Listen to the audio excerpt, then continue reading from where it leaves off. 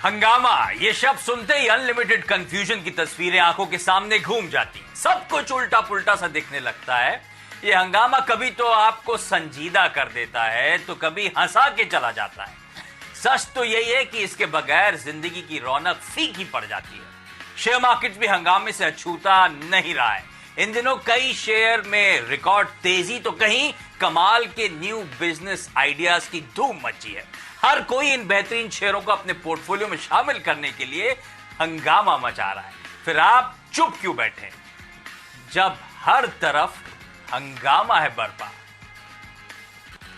ओम capital के राजेश अग्रवाल साहब और साथ साथ मोतीलाल ओसवाल फाइनेंशियल सर्विसेज के सिद्धार्थ खेमका, आप सबका स्वागत है। अब बता देता हूं करने क्या जा रहे हैं। तो जरा डॉक्टर साहब स्क्रीन पर लेकर आइएगा हंगामा जो मूवी है उसका पोस्टर, हंगामा 2 कंफ्यूजन अनलिमिटेड। और हमारे शो का नाम है हंगामा है बरपा प्रॉफिट अनलिमिटेड। अच्छा, हंगामा है बरपा, बहुत शोर मचा हुआ है, उद्यम काट रखा है, भौकाल बवाल काट रखा है, हंगामा मचा रखा है बेसिकली। और हंगामा इस समय किसने मचा रखा है भाई? टेक्नोलॉजी शेयरों का जलवा चल रहा है। तो आपने देखा कोई जोमैटो, कोई रूट मोबाइल, कोई जस्ट डायल, क्या वैल्यूएशंस कमांड कर रहे हैं। कोई तानला जोड़ लीजिए, कोई हैप्पीएस्ट माइंड इसमें जोड़ लीजिए।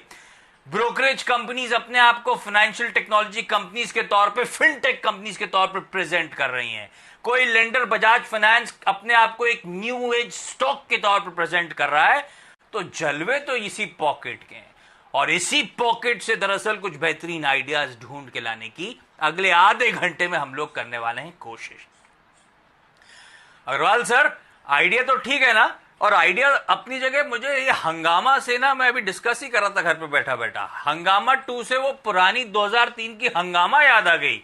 वो परेश रावल, वो अक्षय खन्ना, वो आफ्ताब शिवजसानी और वो अंजलि को लेकर कंफ्यूजन सब जहन में घूमने लगा है ना सर? बिल्कुल घूमने लगा है और टाइटल भी बहुत अच्छा है अपने शो का। और आप जब हो तो हंगामा तो मचना ही है। और इससे ज्यादा हंगामा क्या होगा कि आज जो जोमेटो की शानदार लिस्टिंग हुई है वो अपने आप में शेयर बाजार में हंगामा मचा रही है। सो सब कुछ एकदम मैच कर रहा है और आई होप कि ये पिक्चर अच्छी लगे। अभी वैसे मैंने देखी नहीं है क्योंकि आज ही रिलीज होगी, तो उम्मीद करता हूँ कि आज शाम को उसे हटा दूंगा। आज शाम को सल्टा तो आपको मंडे को बढ़िया रिव्यू मिल जाएगा इन केस आपने वो मूवी मिस आउट कर दी। पर अमरीश सर, इस मौसम में इस शो के नाम से कहीं गुलाम अली की वो गजल तो याद नहीं आ रही और शाम का इंतजार तो नहीं हो रहा? असल में मुझे वो भी याद आने लगा था। इनफैक्ट मैं ये बोलूँगा कि जो हंगामा 1 रिलीज हुई थी और उसके बाद हम लोग ने सेम मूवी कितने बार देखी है, उतना अच्छा लगता है। एवरग्रीन मूवी है, तो उस हिसाब से जो स्टॉक्स भी आज बताने वाले हैं वो भी एवरग्रीन स्टॉक्स ही रहेंगे। ने जवाब डाल दिया, घुमा दिया और राजेश सर के सवाल का जवाब दे दिया। लेकिन दोनों नाम बिल्कुल, एक तो पुरानी मूवी भी याद आ गई, दूसरी गुलाम अली साहब की गजल भी याद आ गई है। सिद्धार्थ जी, फिर करना है ना, वीकेंड में प्रोग्राम है ना मूवी निपटा देने का? बिल्कुल आशीष जी, जैसे बाकी लोगों ने भी कहा, ये मतलब हंगामा 1 की यादें ताज़ा करते हुए अगर हंगामा 2 भी वैसा ही रोमांचक और कॉमेडी रहा तो एक अपने वीकेंड को एक बहुत ही लाइट मोमेंट देगा ये। तो चलिए, इस मूवी पे फोकस तो रहने वाला है, लेकिन मैंने प्रेल्यूड दे दिया हम करने के वाले हैं। तो बेसिकली अच्छा, सिर्फ जब मैं टेक्नोलॉजी स्टॉक्स की बात करता हूं, एक जमाना था जब सिर्फ हम लोग आईटीईएस रिलेटेड स्टोरीज की बात करते थे। आजकल उस जामे में बहुत सारी डिफरेंट कंपनीज उतरती हुई नजर आ रही हैं। कई एज ओल्ड कंपनीज अपने आप को रीबूट कर रही हैं, रिहैश कर रही हैं, री एनर्जाइज कर रही हैं, नए तरीके से प्रेजेंट कर रही हैं और बिजनेसेस भी उस लिहाज से इवॉल्व होते हुए नजर आ रहे हैं। तो ये स्पेस दरअसल देखें, टेक्नोलॉजी न्यू एज कंपनीज की काफी बड़ी है और कई लोग कंसर्न भी रहते हैं इनके वैल्यूएशंस को लेकर, इनके वैल्यूएशंस को भापने के तरीके को लेकर। तो एक्सपर्ट्स की मदद चाहिए और इसीलिए ये तीनों एक्सपर्ट आपको आपकी स्क्रीन पे नजर आ रहे हैं। शुरुआत कर देता हूं कुछ बेहतरीन आइडियाज के साथ, न्यू एज स्टॉक्स जो एक्सपर्ट्स इस पे दाव लगाना चाहते हैं। अमरीश सर, आपके साथ शुरुआत। पहला स्टॉक कौन सा और क्यों?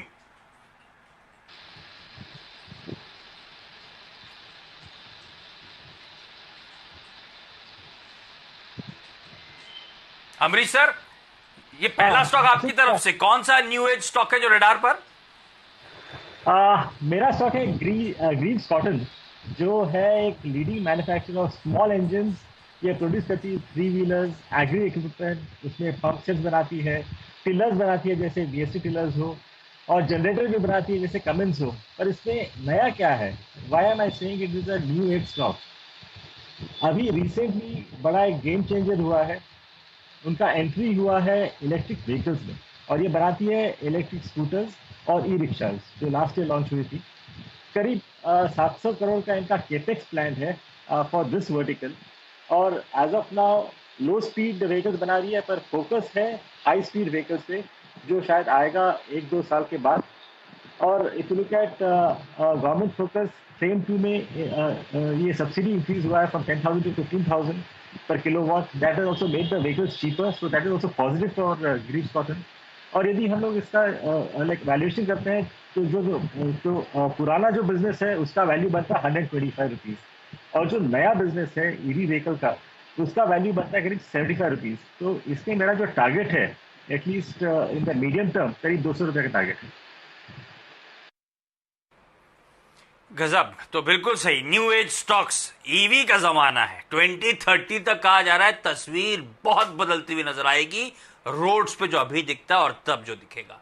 और उसमें एक डेफिनेट एज है जो एम्पियर मोटर्स को इस कंपनी ने एक्वायर करा था, और धीरे धीरे उस बिजनेस को समय से पहले बिल्डअप करके रेडी कर लिया, जब हम ईवीज की आज चर्चा कर रहे हैं। तो ग्रीव्स कॉटन, अब आप जो इंजन के लिए जानते थे उससे तस्वीर बदल चुकी है इसकी सब्सिडरी एम्पियर मोटर्स के चलते, तो हमें मूल्यांकन में उसको भी शुमार करना है, और इसीलिए स्टॉक की रीरेटिंग की प्रक्रिया शुरुआत हो चुकी है। अभी भी खरीदारी करने के मौके, टारगेट्स आपकी स्क्रीन पर, ये न्यू एज स्टॉक्स हैं, लेकिन टारगेट्स तो होंगे अगले 6-12 महीने के।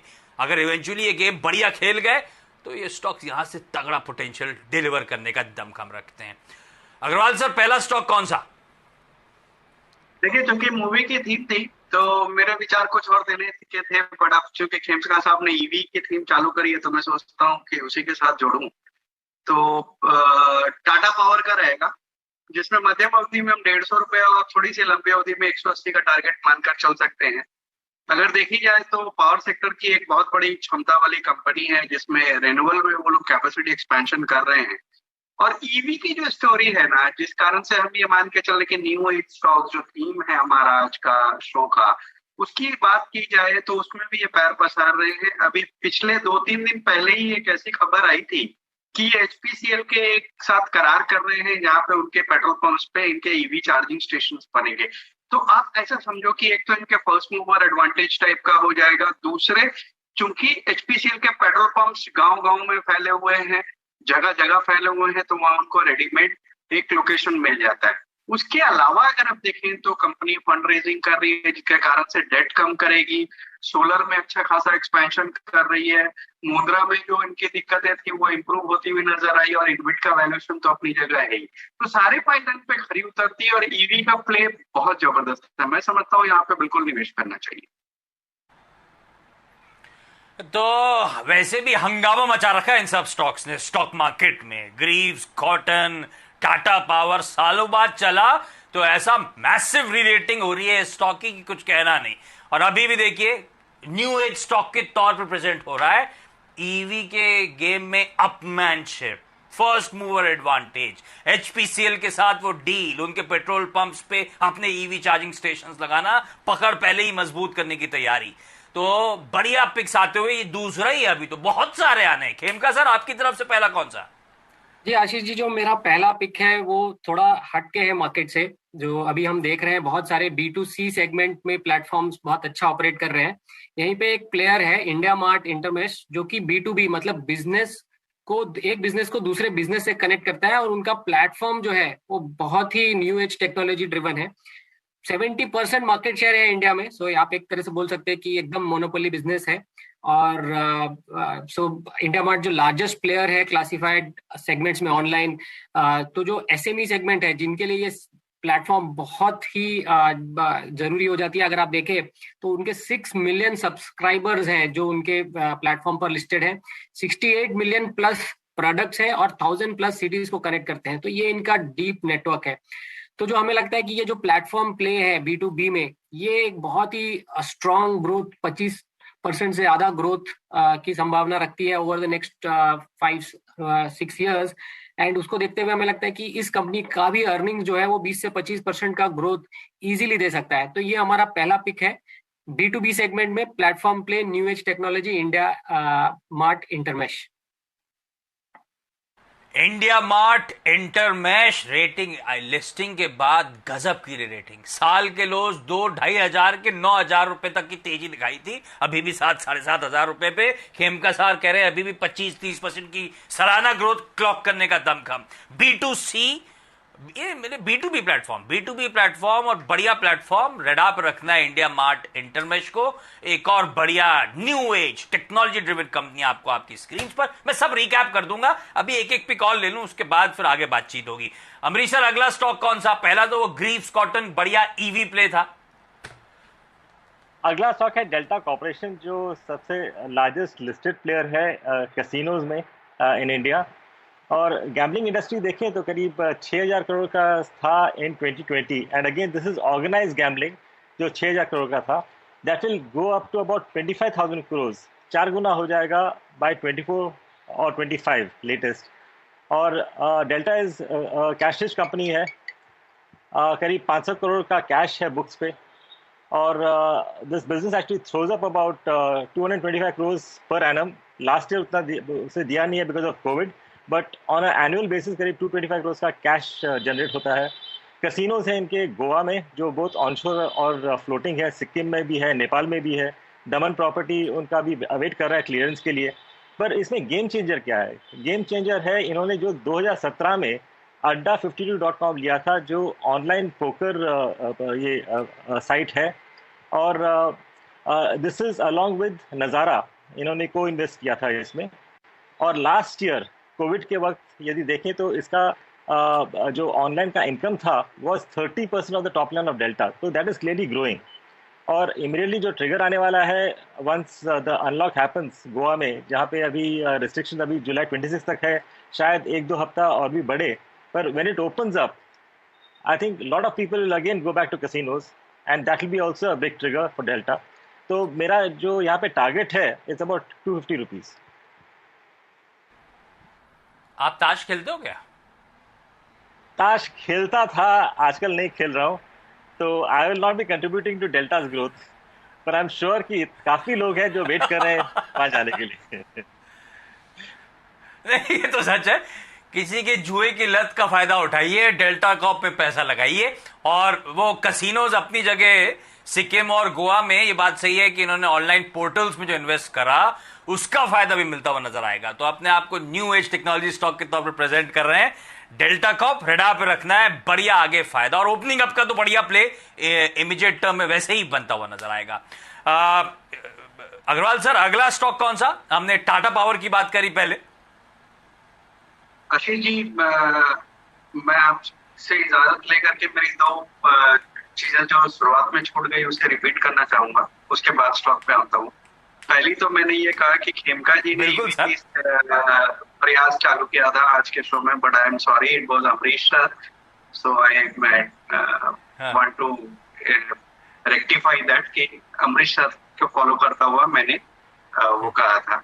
दूसरे जो आपने शुरुआत की कमेंट्री में कही ना कि 8 साल के बाद प्रियदर्शन सर आ रहे हैं इसमें, तो आप एक चीज और भूल रहे हैं कि शिल्पा शेट्टी 14 साल के बाद पिक्चर में आ रही है।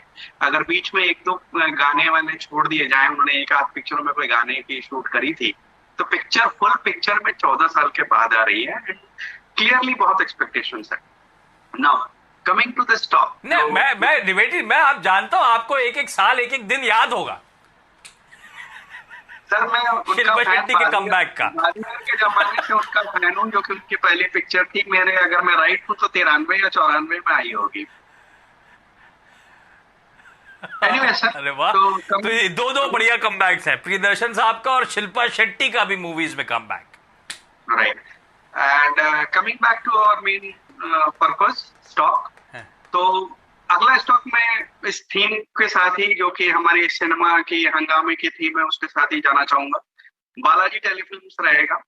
जो कि हमारा अनुमान है कि मध्यम अवधि से थोड़ी सी लंबी अवधि में ये 90 रुपए के टारगेट अचीव कर सकता है। इसमें सबसे बड़ी खास बात क्या है जानते हैं? इसमें सबसे बड़ी खास बात है एकता कपूर।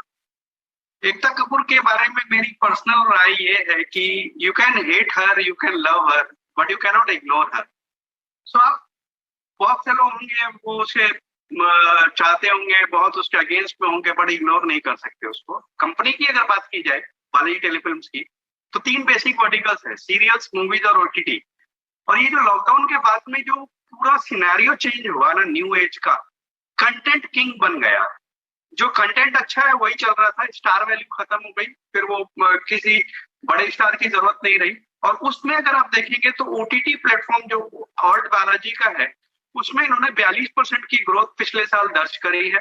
40 के आसपास शोज में चल रहे हैं और इस साल उन्होंने 80 शो नए जोड़ने की बात करी है। दूसरा जो उनका सेगमेंट है फिल्म्स का, उसमें 3 फिल्म फ्लोर पे है। एक में अमिताभ बच्चन साहब है, एक में जॉन अब्राहम है, एक में तपस्वी पन्नू है। तो आप सोच सकते हो कितना बड़ा वहां पे फोकस है। और तीसरा सेगमेंट जो अगर सीरियल्स का देखा जाए तो उसमें 8 प्रोजेक्ट्स रनिंग है, कुंडली भाग्य, कुमकुम भाग्य और ये सब लेकर के। और आने वाले दिनों में 4 नई सीरियल्स लॉन्च होने की बातें चल रही है। तो मैं समझता हूँ कंटेंट के बारे में अगर कहा जाए तो ये कंपनी बहुत ही उम्दा बैठती है। और इस कोविड के बाद में जो पर्सनल चॉइसेस चेंज हुई है लोगों की ओटीटी कंटेंट कंजम्पशन की, मैं समझता हूँ ये this is the best play और लॉन्ग टर्म के लिए बिल्कुल इसमें निवेश करना चाहिए। हाँ, तो एक बढ़िया डोप मैं भी दे देता हूं। ये मेजान जाफरी साहब दरअसल जावेद जाफरी साहब के बेटे हैं, जो इस मूवी में शिरकत करते हुए आपको नजर आएंगे, लीड रोल में आपको नजर आएंगे। ठीक है, बालाजी टेलीफिल्म्स क्विकली अगला स्टॉक खेमका साहब आपकी तरफ से कौन सा? आशीष जी, जो आज जो हंगामा हो रहा है मार्केट में, जो जोमेटो कर रहा है, उसी से जुड़ता हुआ मेरा अगला स्टॉक है, वो है इन्फो एज, जिस जिस जो वन ऑफ द प्रमोटर्स में आता है। जोमेटो के 18.4% स्टेक है और जोमेटो आज हमने देखा है 1 lakh crore market cap hit कर दिया है। सो ये जो इन्फो एज की जो बिजनेस है, अगर आप देखें कोर बिजनेस है, वहां पे अगर आप देखें तो स्ट्रॉन्ग मोमेंटम है इन द कोर नौकरी बिजनेस। हमें लगता है कि एक पेंट अप डिमांड है, जो कि एडिशनल जॉब रिक्वायरमेंट्स को लेकर इनकी स्ट्रॉन्ग रेवेन्यू FY22 में भी बनी रहेगी। रियल एस्टेट सेगमेंट में अगर देखें तो हमें लगता है कि वहां पे इन्वेंट्री सेल ऑफ का एक बहुत बड़ा प्रेशर है ऑन रियल एस्टेट डेवलपर्स, जिसकी वजह से ओवरऑल जो बिजनेस ग्रोथ है वो हमें लगता है कि 25% ग्रोथ इन FY22 एंड 23 हो सकता है। यहाँ अगर आप देखें तो जो मैनेजमेंट है, इन्होंने बहुत ही अच्छे एसेट्स में इन्वेस्ट किया है over a period of time. And some of them, for example जैसे अभी जोमेटो लिस्ट हो गया, there are others like 99acres.com, PolicyBazaar, जिन्होंने भी अपने फाइल कर रखी है RHP DRHP, एंड देन जीवन साथी जो अभी इनिशियल स्टेज पे है, जहाँ पे मैनेजमेंट उसको और 3-4 साल इन्वेस्ट करके ग्रो करने को देख रहा है। सो ये सारे इन्वेस्टमेंट्स है जो एक बहुत ही न्यू एज बिजनेसेस है, टेक्नोलॉजी ड्रिवन है और ग्रोथ ओरिएंटेड है, penetration on the online digital platform. तो हमें लगता है कि जो मैनेजमेंट है उन बहुत ही बारीकी से इन्वेस्ट करते हैं, उनकी ट्रैक रिकॉर्ड बहुत अच्छी है। एंड सम ऑफ दीज जो एसेट्स है, जो वैल्यू अनलॉकिंग होगी फ्यूचर में, the likes of Zomato should help a company like Info Edge, which is जो कोर बिजनेस नौकरी.com है। तो ये मेरा दूसरा पिक रहेगा in the new age business. बिल्कुल सही। तो वैसे भी जो बिजनेसेस थे इंटरनेट बेस्ड प्लेटफॉर्म्स पे जाने माने, और आजकल तो खैर जानी जाती है अपनी इन्वेस्टी कंपनीज के लिए। रडा पर रखिए इन्फो एज को। डिस्कस कर रहे हैं हम उन टेक्नोलॉजी स्टॉक्स की जिनके आजकल जलवे हैं, जो आजकल बड़ी ताबड़तोड़ तेजी में है, जिनका भौकाल मचा हुआ है। कई सारे एग्जाम्पल्स मैंने दिए थे। जोमैटो तमाम कंसर्न्स के बावजूद किस तरह के सब्सक्रिप्शन आए, किस तरह की गजब की लिस्टिंग हुई। एक एग्जाम्पल और साउथ कोरिया के काकाओ बैंक का एग्जाम्पल। इसका आईपीओ आया रिकॉर्ड सब्सक्रिप्शन इंस्टीट्यूशंस की तरफ से, $2.2 ट्रिलियन की एप्लीकेशंस आई उस आईपीओ के लिए, जो ऑलरेडी कहा जा रहा था बहुत हाईली प्राइस्ड है। और काकाओ बैंक साउथ कोरिया का पहला लिस्टेड इंटरनेट ओनली बैंक होगा। और देखिए किस तरह से न्यू एज स्टॉक्स के जलवे बढ़ रहे हैं। तो ये हर जगह हो रहा है, हमें भी इस पिक्चर को कैप्चर करना है। क्विकली आगे के स्टॉक्स लेता हूं, फिर रैप अप कर दूंगा। अमरीश सर, पहला अगला स्टॉक कौन सा? अगला स्टॉक है HPL इलेक्ट्रिक। 40 साल पुराना ब्रांड है, मार्केट लीडर है लो वोल्टेज इलेक्ट्रिक मार्केट में। डोमेस्टिक इलेक्ट्रिक मीटर में नियरली 20% मार्केट शेयर है, and it is the fifth largest Indian manufacture for LED lighting products, जो एक न्यू एज लाइटिंग प्रोडक्ट है। पर बड़ा अपॉर्चुनिटी आने वाला है स्मार्ट मीटरिंग में, क्योंकि करीब 25 से 30 करोड़ मीटर्स चेंज होने वाले हैं from normal meters to smart metering, और ये जो अपॉर्चुनिटी है करीब 75,000 करोड़ का अपॉर्चुनिटी है। And if you look at 20% market share, तो इनके लिए 15,000 करोड़ का मार्केट अपॉर्चुनिटी है against their top line of 1,000 crore annually, तो काफ़ी बड़ा है इनके लिए। लास्ट क्वार्टर में भी हम लोग देखा कि स्मार्ट मीटरिंग रेवेन्यू काफ़ी बड़े हैं, पर मेरा ईपीएस एक्सपेक्टेशन फॉर FY23 करीब 8.25 का है। तो with this just giving it 12p, the target is about 100 rupees. अरे वाह, स्मार्ट मीटर्स पे खास फोकस, एचपीएल इलेक्ट्रिक को रखिएगा रडार पे। अग्रवाल सर, शिल्पा नहीं, अग्रवाल सर, बालाजी टेली के बाद अगला स्टॉक कौन सा? सर लग रहा है शिल्पा मैंने आज 4 चांद लगाएगी। एनीवेज, अगला स्टॉक बीएसई का रहेगा। अभी सब इंटरनेट की आप बात कर रहे हो कि कहीं पे इंटरनेट बैंकिंग में बहुत ज्यादा सब्सक्रिप्शन आया, तो आप ये समझो कि जो स्मार्टफोन आए हैं और डेटा इतना सस्ता हो गया, 5G आने वाला है, तो सबके हाथों में स्मार्टफोन आ गया, इक्विटी की ट्रेडिंग बढ़ गई है, वॉल्यूम्स अपने आप दर्शा रहे हैं। जो इक्विटी ब्रोकिंग की फर्म्स है उनके रेवेन्यूज और बॉटम लाइन जो आ रही है पिछले 3-4 क्वार्टर से, वो अपने आप में बहुत पॉजिटिव आ रही है। तो इन सब का फायदा सीधी सीधी एक्सचेंज को भी मिलने वाला है, क्योंकि जितना टर्नओवर बढ़ता है उनके भी फायदे होते हैं। एक तो वो है। दूसरा, अगर आप देखो तो मार्केट कैप 5300 करोड़ है और 2800 करोड़ तो उनके पास सीडीएसएल की है, उनकी होल्डिंग है 2800 करोड़ की।